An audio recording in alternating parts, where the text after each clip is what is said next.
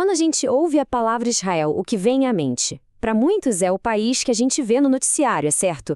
Mas, ao mesmo tempo, esse nome nos leva lá para trás, para as histórias da Bíblia. E aí surge a grande dúvida: será que a gente está falando do mesmo Israel? Essa é uma pergunta fascinante, e para responder, a gente vai ter que mergulhar um pouco em história, geografia e até em teologia. Então, vamos direto ao ponto. O Israel de hoje e o Israel da Bíblia são a mesma coisa? Parece uma pergunta de sim ou não. Mas olha, a resposta é bem mais cheia de nuances e, sinceramente, muito mais interessante. Vamos desvendar esse mistério. Para dar um spoiler, a resposta resumida é essa aqui. Em termos de geografia e cultura, sim, existe uma linha que conecta os dois. Mas quando a gente olha para a política, para as instituições, aí a história é outra. São mundos bem diferentes. E para entender o que isso quer dizer na prática, vamos começar pelo mais básico, pelo mais óbvio, o mapa, a Terra. Ok, então o nosso primeiro ponto de comparação é o território. Onde exatamente ficava o Israel dos tempos bíblicos e onde fica o Israel de hoje em dia? O mapa mudou muito? Olha só que interessante a diferença. O reino bíblico, lá no seu auge, com Davi e Salomão, era bem maior, sabe? Ele se estendia por áreas que hoje pertencem à Jordânia, à Síria e até ao Líbano. Agora, corta para o Israel moderno. As fronteiras dele são resultados de acordos e conflitos bem recentes, de 1948 para cá. Não tem nada a ver com as antigas divisões das tribos. Então, resumindo, o endereço geral é o mesmo, mas o desenho no mapa, as fronteiras políticas, mudaram completamente. E agora a gente chega no que talvez seja a maior, a mais gritante de todas as diferenças. E não sou eu que estou dizendo, é o que a nossa fonte aponta. A gente está falando da forma de governo. Pensa assim, o Israel antigo era, na sua essência, o que a gente chama de teocracia. O que isso significa? Que o governo era baseado na lei divina, na Torá. Não existia um parlamento criando leis, a lei vinha de Deus. E tudo na vida da nação girava em torno do Templo de Jerusalém, dos sacerdotes, dos sacrifícios. A religião e o Estado eram uma coisa só. E aí, o contraste com Israel de hoje é brutal.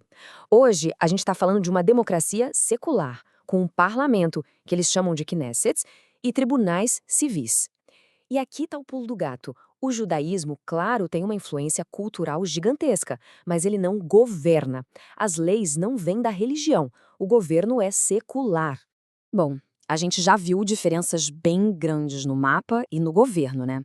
Mas agora, vamos virar a chave e focar no que talvez seja o elo mais forte, a conexão mais direta entre o passado e o presente. Vamos falar do povo. É aqui que a mágica acontece, sabe? A continuidade é nítida. Primeiro, a descendência. Os judeus hoje se enxergam como herdeiros diretos daqueles israelitas da Bíblia. Depois, a língua. O hebraico, que era uma língua antiga, foi trazido de volta à vida e hoje é o idioma oficial do país. É incrível. E claro, os lugares sagrados. Jerusalém, Hebrom, continuam sendo o centro espiritual. Essa identidade judaica é o grande fio condutor que atravessa milênios e une essas duas realidades. Claro que um assunto desses não ia ficar só na história e na política. Existe uma dimensão de fé muito profunda nisso tudo. A pergunta que fica é: como as pessoas de fé interpretam a existência do Estado de Israel hoje em dia? E aqui a gente não tem uma resposta única. De um lado, tem o chamado sionismo religioso.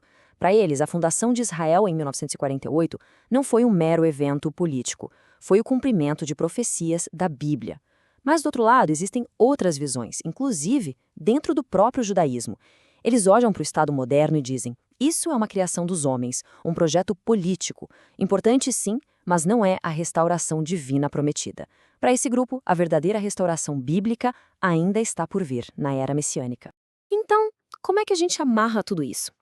A conclusão é que, não, o Israel de hoje não é uma cópia do reino teocrático da Bíblia. Mas ele é, sem a menor sombra de dúvida, a pátria moderna daquele mesmo povo. Um povo cujas raízes estão fincadas naquela história milenar. É um país do século XXI, brotando de sementes plantadas há milhares de anos. Isso nos deixa com uma pergunta para pensar, né? Essa tensão entre uma identidade tão antiga, tão carregada de história, e as demandas de um país moderno é uma das coisas mais fascinantes de se observar hoje. Fica a reflexão: como um povo com uma história milenar consegue navegar as águas turbulentas de um Estado-nação do século XXI?